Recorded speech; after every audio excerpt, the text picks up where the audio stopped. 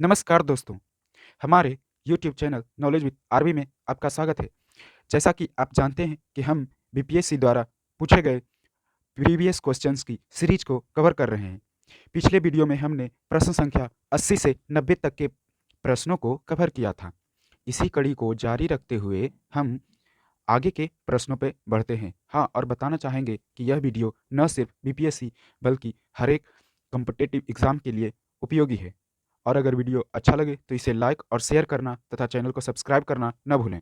तो चलिए हम अपने वीडियो में बढ़ते हैं। प्रश्न संख्या 91 कहता है, शुंग वंश के बाद किस वंश ने भारत पर राज किया? तो चलिए बताइए, शुंग वंश के पश्चात किस वंश ने भारत पर शासन आरंभ किया? तो इसका सही उत्तर हो जाएगा ऑप्शन सी, अर्थात कण्व वंश ने शुंग वंश के पश्चात शासन आरंभ किया। आइए इसके विश्लेषण को देखते हैं। कहता है, शुंग वंश का अंतिम राजा देवभूति ने अपने अमात्य वासुदेव के षड्यंत्रों द्वारा मारा डाला गया। वासुदेव ने जिस नवीन राजवंश की नींव डाली वह कण्व या कण्वायन नाम से जाना जाता है। इस प्रकार शुंग वंश के पश्चात कण्व वंश की नींव डली। आइए अब आगे के प्रश्न में बढ़ते हैं। प्रश्न संख्या 92 कहता है, राजा खारवेल का नाम जुड़ा है। तो चलिए बताइए, राजा खारवेल का नाम निम्न में से किस लेख के साथ जुड़ा है? तो इसका सही उत्तर हो जाएगा ऑप्शन सी, अर्थात हाथी गुम्फा लेख से राजा खारवेल के नाम का संबंध जुड़ा है। चलिए इसके विश्लेषण को देखते हैं। कहता है, कलिंग का चेदी शासक खारवेल प्राचीन भारतीय इतिहास के महानतम सम्राटों में से एक था। उड़ीसा प्रांत के भुवनेश्वर से 3 मील की दूरी पर स्थित उदयगिरी पहाड़ी की हाथी गुम्फा से उसका एक बिना तिथि का अभिलेख प्राप्त हुआ है। इसमें खारवेल के बचपन से 13 वर्ष के शासनकाल की घटना का क्रमबद्ध विवरण दिया हुआ है। इस प्रकार खारवेल का संबंध उड़ीसा में स्थित हाथी गुम्फा अभिलेख से है। चलिए अब आगे के प्रश्न में बढ़ते हैं। प्रश्न संख्या 93 कहता है, नगरों का क्रमिक पतन किस काल की एक महत्वपूर्ण विशेषता है? तो चलिए बताइए, नगरों का क्रमिक पतन किस काल की एक महत्वपूर्ण विशेषता रही थी? तो इसका सही उत्तर हो जाएगा ऑप्शन ए, अर्थात गुप्त काल की। नगरों का क्रमिक पतन गुप्त काल के शासन की एक प्रमुख विशेषता रही। आइए इसके विश्लेषण को देखते हैं। कहता है, गुप्त काल में नगर क्रमिक पतन की ओर अग्रसर हुए। संपूर्ण गंगा घाटी में जो शहर पहले अत्यंत समृद्ध अवस्था में थे उसमें से अधिकांश को गुप्त युग में या तो त्याग दिया या वहां से अवसान में पर्याप्त विघटन हुआ। पाटलिपुत्र जैसा महत्वपूर्ण नगर हुयनसांग के आगमन तक गांव बन गया। इस प्रकार नगरों का क्रमिक पतन गुप्त काल के शासन में हुआ। आइए अब आगे के प्रश्न में बढ़ते हैं। प्रश्न संख्या 94 कहता है, निम्नलिखित में से कौन सा बंदरगाह गुप्त काल में उत्तर भारतीय व्यापार के लिए उपयोग किया जाता था? तो चलिए बताइए, गुप्त काल में उत्तर भारत के व्यापार के लिए कौन सा बंदरगाह उपयोग किया जाता था?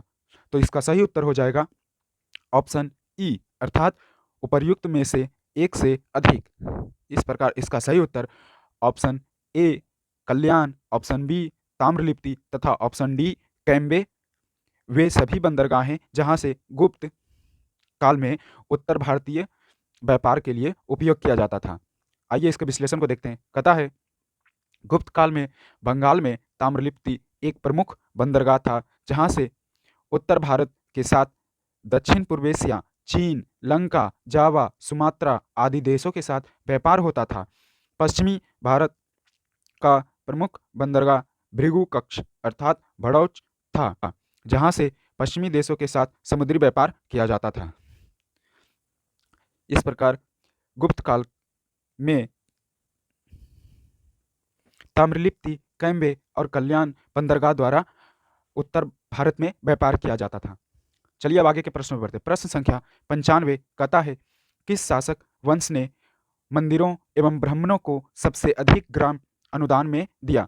तो चलिए बताइए, वह कौन से वंश के शासक थे जिन्होंने मंदिरों और ब्राह्मणों को अत्यधिक मात्रा में अनुदान में दिया?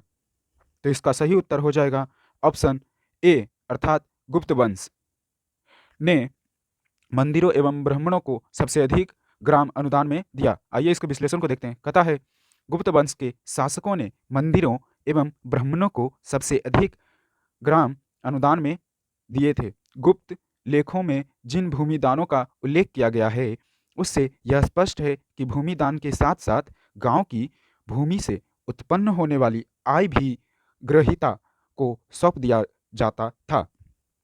इस प्रकार गुप्त वंश में मंदिरों और ब्राह्मणों को सबसे अधिक ग्राम अनुदान में दिया जाता था। आइए अब आगे के प्रश्नों पे बढ़ते हैं। प्रश्न संख्या 96 कहता है, गुप्त युग में भूमि राजस्व की दर क्या थी? तो चलिए ये बताइए, गुप्त युग में भूमि राजस्व की दर क्या थी? तो इसका सही उत्तर हो जाएगा ऑप्शन बी, अर्थात उपज का छठा भाग गुप्त युग में भूमि राजस्व का दर था। आइए इसके विश्लेषण को देखते हैं। कहता है, गुप्त काल में जो लोग राजकीय भूमि पर कृषि करते थे, उन्हें अपनी उपज का एक भाग राजा को कर के रूप में देना पड़ता था, जो छठांश होता था। गुप्त अभिलेखों में भूमि कर को उद्ग्र तथा भाग कर कहा गया है। इस प्रकार गुप्त काल में छठांश भाग कर के रूप में देना पड़ता था। आइए अब आगे के प्रश्न में बढ़ते हैं। हमारा प्रश्न संख्या 97 कहता है, भागवत संप्रदाय के विकास में किन की देन अत्यधिक थी? तो चलिए बताइए, भागवत संप्रदाय के विकास में किन की देन सबसे अधिक थी? तो इसका सही उत्तर हो जाएगा ऑप्शन डी, अर्थात गुप्त राजवंशों का भागवत संप्रदाय के विकास में अत्यधिक देन थी। आइए इसके विश्लेषण को देखते हैं। कहता है, भागवत अथवा वैष्णव धर्म का चरमोत्कर्ष गुप्त राजाओं के शासन काल में हुआ। गुप्त नरेश वैष्णव मतानुयायी थे तथा उन्होंने इसे अपना राजधर्म बनाया। अधिकांश शासक परम भागवत की उपाधि धारण करते थे। विष्णु का वाहन गरुड़ गुप्तों का राज्य चिन्ह था। इस प्रकार भागवत तथा वैष्णव धर्म का चरमोत्कर्ष गुप्त शासन काल में हुआ। आइए अब आगे के प्रश्न में बढ़ते हैं। हमारा प्रश्न संख्या 98 कहता है, इनमें से किसने पहली बार यह व्याख्या की कि पृथ्वी अपनी धुरी पर घूमने के कारण प्रतिदिन सूर्योदय एवं सूर्यास्त होता है? तो चलिए बताइए, निम्न में से किन्होंने यह व्याख्या की कि धुरी पर घूमने के कारण सूर्योदय एवं सूर्यास्त होता है? तो इसका सही उत्तर हो जाएगा ऑप्शन ए, अर्थात आर्यभट्ट ने। आइए इसके विश्लेषण को देखते हैं। कहता है, आर्यभट्ट प्रथम व्यक्ति थे जिन्होंने यह व्याख्या की कि पृथ्वी अपनी धुरी पर घूमने के कारण प्रतिदिन सूर्योदय एवं सूर्यास्त होता है।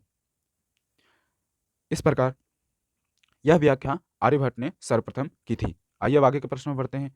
हमारा अगला प्रश्न संख्या 99 कहता है, कवि वानभट्ट कहाँ के निवासी थे? तो चलिए बताइए, कवि वानभट्ट का संबंध किस स्थान से था? तो इसका सही उत्तर हो जाएगा ऑप्शन ए, अर्थात पाटलिपुत्रा से।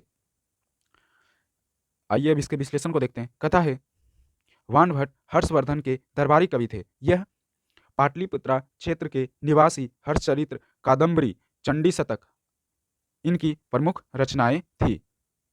इस प्रकार वानभट्ट का संबंध पाटलिपुत्रा स्थान से था। आइए अब आज के अंतिम प्रश्न संख्या 100 को देखते हैं। कहता है, चीनी यात्री हुएनसांग ने किस विश्वविद्यालय में अध्ययन किया था? तो चलिए बताइए, चीनी यात्री हुएनसांग निम्न में से किस विद्यालय में अध्ययन किया था? तो इसका सही उत्तर हो जाएगा ऑप्शन डी, अर्थात नालंदा विश्वविद्यालय में। आइए इसके विश्लेषण को देखते हैं। कहता है, चीनी यात्री हुएनसांग हर्षवर्धन के शासनकाल में भारत आया। 637 ईस्वी में हुएनसांग नालंदा विश्वविद्यालय गया। इस समय यहाँ के कुलपति आचार्य शीलभद्र थे। लगभग 1 वर्ष तक नालंदा में निवास कर उसने योग शास्त्र का अध्ययन किया। इसके बाद वह बंगाल, उड़ीसा, धान्यकटक होता हुआ कांची पहुंचा। इस प्रकार चीनी यात्री हुएनसांग ने हर्षवर्धन के शासनकाल में नालंदा विश्वविद्यालय में अध्ययन किया। इस प्रकार आज के वीडियो का समापन हुआ। आगे के प्रश्नों की चर्चा हम अगले वीडियो में करेंगे। Thanks for watching. जय हिंद।